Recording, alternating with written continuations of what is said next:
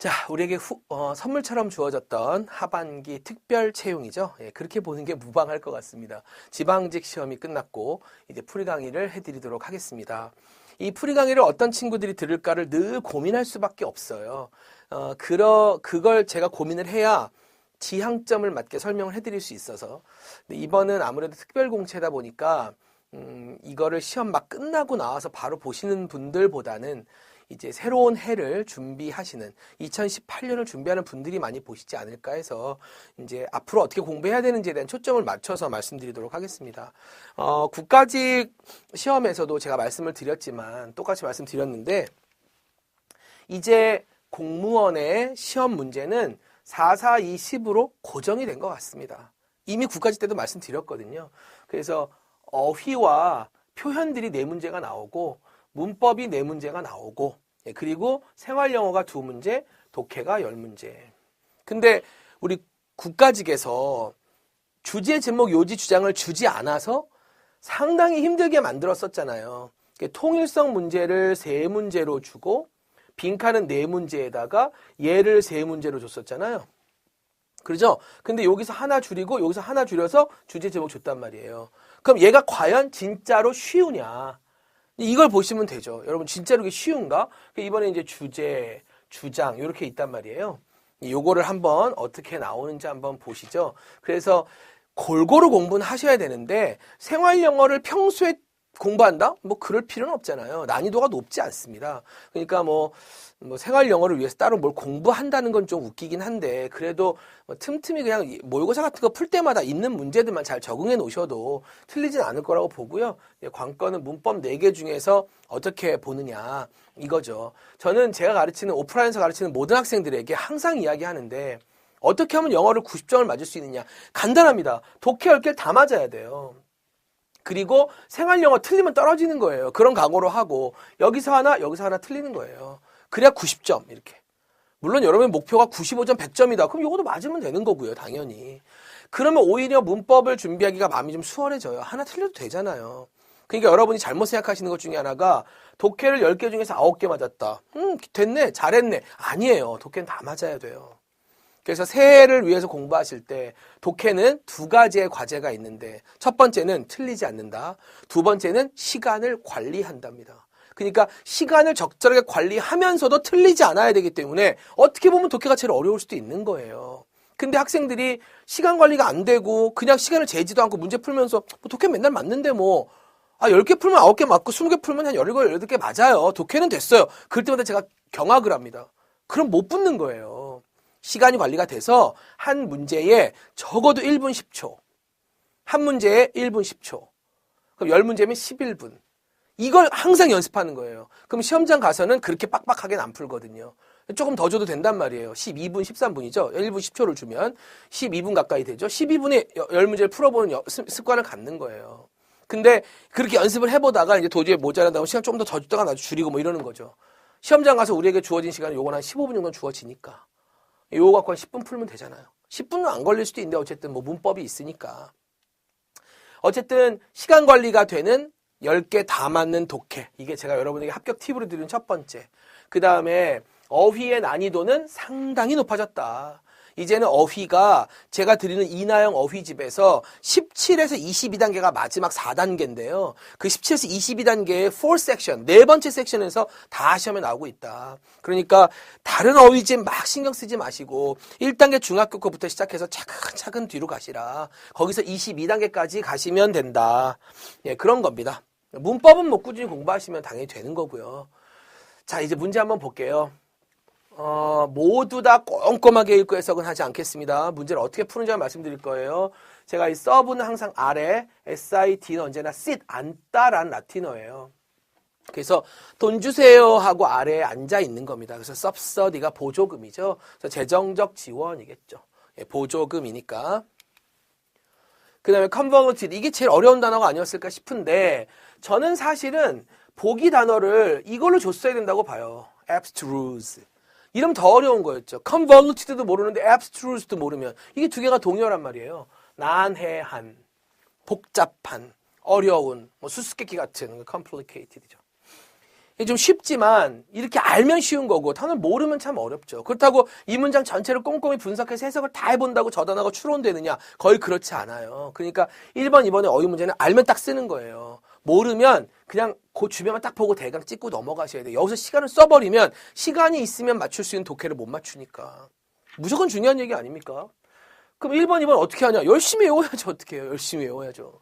열심히 외워서 모른다고 없게 하면 되잖아요. 얘는 와인드업이죠. 저한테는 기분 좋은 단어인데 왜 기분 좋은 단어냐면 제가 오프라인 수업할 때 이 지방직 시험 보러 가기 직전에 이제 우리 두 학원의 학생들에게 직전 파이널 모의고사를 줬는데 거기에 와인드업이 나왔었거든요. 그래서 제가 뭐라고 표현하냐면 이렇게 투수가 와인드업 하는 것도 얘기했고요. 이게 얼레 감는 얘기도 했단 말이에요. 와인드가 무슨 바람이 아니라 감다거든요. 그러면 와인드 막 감는 거예요. 업 완전히. 원래 업이 부사로는 완전이거든요. 완전히 다 감았어. 그럼 끝났잖아요. 그래서 와인드업이 끝나다예요.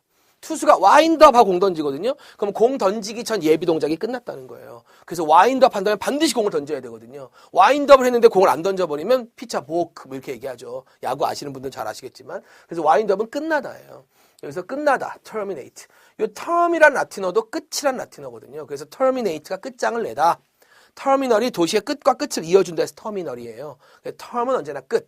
그래서 뭐 용어, 기간, 임기, 학기 이런 건 전부 다 어떤 제한을 둔 범위 내에서 쓰는 말이거든요. 그 용어. 그죠? 학기는 끝이 있잖아요. 예, 그래서 term은 언제나 끝이에요. terminate 끝내다 이겁니다. 4번은 해석을 해야겠죠? police sergeant 형사가 15년 경험을 가졌나 봐요. 15년. 근데 당황했대요. 뭐에 당황했을까요? 승진해서 이거 돼서 그럼 누락됐겠죠. 승진해서 누락이 됐으니까 당황했겠죠. 아 요즘에 우리나라가 동북아 정세에서 끼어가지고 뭐 일본 눈치 보고 중국 눈치 보고 미국 눈치 보고 막 하잖아요. 그래서 우리나라 문제를 일본하고 미국이 힘합쳐서 지들끼리만 해결해 버린다. 우리는 통보도 안 해주고 그런 코리아 패싱이라고 하잖아요. 패스 오버. 예. 넘어간 거죠. 예, 승진해서 누락이 된 거죠. 정답이잖아요. 근데 이건 차로 치는 거고 이건 물어보는 거고 이건 수행하는 거 너무 쉽잖아요. 그러니까 3, 4번은 쉬웠다고 봐야 돼요. 사실은. 어휘가 4문제 끝났습니다. 어법상 옳은 것은이에요. 어법상 옳은 거. 이건 뭐 너무 쉬운 거 아닙니까? 지각동사죠. 얘는요. 사역동사죠. 그럼 지각동사와 사역동사의 공통점은 원형부정사 쓸 수 있다는 거죠. 근데 사역동사는 원형부정사만 되지 ing 안 되잖아요. 근데 지각동사는 이렇게 ing도 가능한 거죠. 정답이잖아요. 옳은 것은이니까. 그럼 2번은 뭐가 틀렸을까요? ask me 보세요. 이게 somebody 간접 목적어란 말이에요. 그럼 얘가 something이란 말이에요. 그럼 얘 접속사입니다. 관계사 아니에요. 접속사예요. 그럼 주어, 동사, 목적어 완벽하다. 그래서 이거 쓰신 분들이 꽤 있어요. 근데 ask 물어본 건 확실한 정보가 아니라 불확실한 정보죠. 그건 that을 쓰지 않고 if를 쓴다고 했습니다. 또는 whether를 쓰겠죠. 이건 별표 노트 20번 명사 상당어구에 나와 있는 이야기예요. 이게 별표 노트가 제가 여기서 이렇게 설명을 하면 이거 프리 강의만 들으시는 분들도 있거든요. 무료로 제공되고 막 이러면 별표 노트 뭐냐 또 이렇게 막 물어보실 것 같은데 하여튼 특강 형식으로 제가 만들어 놓은 게 있습니다. 이게 정규 과정이 아니라서 조금 제가 말씀드리기 그렇긴 하지만 어쨌든 별표 노트 강의를 한 번만 쫙 정리하면 이게 모든 게 다 들어 있습니다. 어쨌든. 그래서 if, whether가 나왔어야 된다. 3번은 anything 뒤에서 얘가 꿈이거든요. 거기 관계대명사 대시 생략됐을 거란 말이에요. 근데 거기에 주어, 동사, 목적어 다 있으면 안 되죠. 목적어 빠져야죠. could, do가 동사니까. 불완전한 구조가 나와야 되니까요. 그래서 2, 3, 4가 왜 틀렸는지는 좀 쉬웠어요. 6번은 A week's holiday has been promised to all the office workers. 일단 여러분이 두 개가 보였어야 됩니다. 여기서는 첫 번째는 a week는 사물이거든요. 사람은 아니잖아요. 그럼 사물은 이렇게 어포스트로피스를 못 쓴단 말이에요. 근데 왜 썼냐? 시거, 가무, 시간, 거리, 가격, 무게에는 어포스트로피 s를 써서 꾸밀 수 있단 말이에요. 그래서 맞았고요. 그 다음에 요걸 설명해야 됩니다. 이걸 제대로 설명한 교수님들이 많이 계시지는 않던데 여러분이 이걸 알아야죠. promise잖아요. 재밌는 건 국가직에는 promise를 compromise로 고치는 문제가 나왔었어요. promise가 나왔어요. 얘는 수요동사예요. 누군가에게 뭔가를 약속해 주는 겁니다. 그렇죠? 여기서 somebody가 뒤로 넘어갈 때 뭐 붙나요? to 붙죠. 그럼 to somebody 되고 넘긴 겁니다. 그리고 얘가 수동태 주어로 간 거예요. 그럼 당연히 얘는 be promised가 되겠죠. 그리고 뒤에 to 사람이잖아요. 이해되셨어요? 그러니까 저 앞에는 a week's holiday가 something has been promised 수동태 to somebody란 말이에요. 맞았잖아요. 그래서 옳은 것은 1번입니다. 이게 이런 식으로 이제 탁탁 보여야 문법이 끝난 거거든요, 사실은. 근데 설명해주는 교수님들도 그렇게 못해요.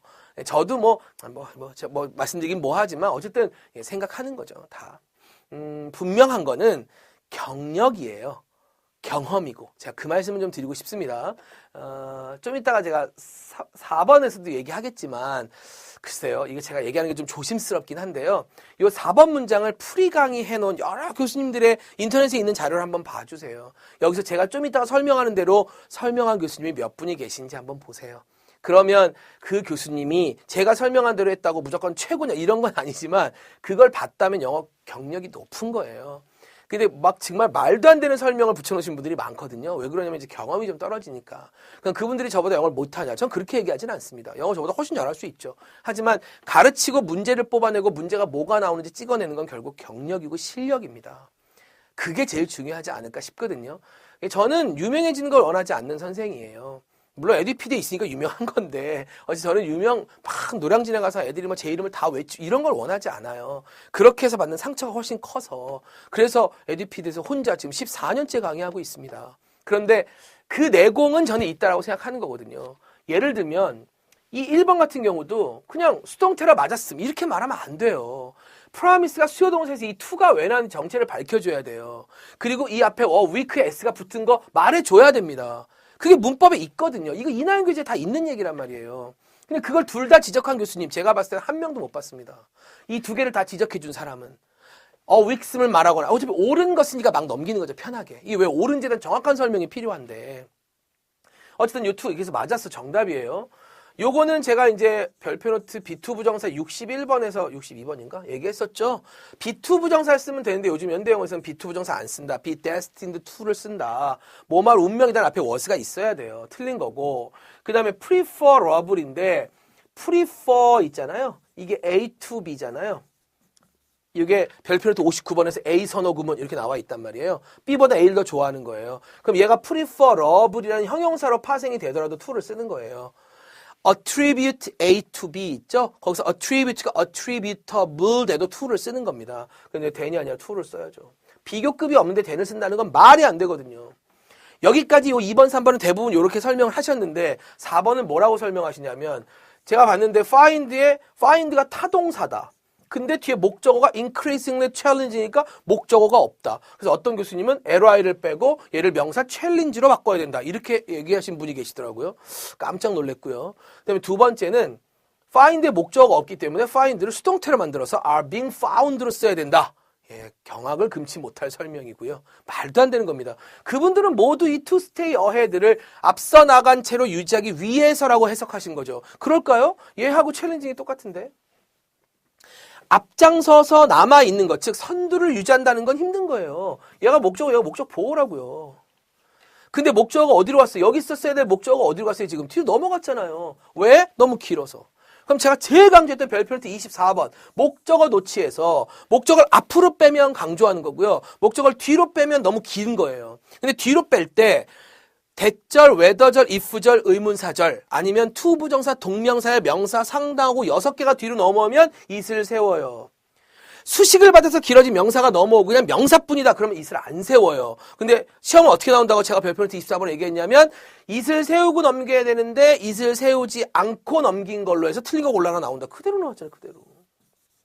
그대로 나왔잖아요. it을 세워야 되는 거예요. 뭐 제가 이렇게 얘기하는 게 좀 오바긴 합니다만 저는 좀 떨어져 있잖아요. 노량진이나 센터에서는 떨어져 있거든요. 혹시 노량진에 수업을 들으시는 분이 제 강의를 듣는 분이 계신다면 여러분의 교수님과 아니면 여러분이 인강 듣는 교수님이 풀이 강의할 때 여기서 it을 넣으면 된다고 설명하시는지 한번 잘 보세요. 그러면 그 교수님의 내공은 볼 수 있습니다. 전 그렇게 봅니다. 저는 개인적으로요. 어쨌든 내공이 있는 상태에서 유명해지는 게 좋아요. 근데 이제 요즘 젊은 선생님들은 내공을 쌓기 전에 유명해지려고 하니까 이렇게 풀이 강의를 주는 데 있어서 결정적 오류를 범한단 말이에요. 그러면 학생들을 잘못된 길로 끄는 거잖아요. 그렇지 않습니까? 그래서 저는 함부로 나서는 게 두려웠어요. 솔직히 에듀피디 학생들만 만나는 것도 힘들었다고요. 제가 뭐 잘못할까 봐. 그런 두려운 마음이 더 많은 연구를 이끌고 더 많은 노력을 만들어내겠죠? 그건 당연한 얘기일 거예요. 어쨌든 이 문제는 상당히 어려운 문제였습니다. 1, 2, 3, 4번은.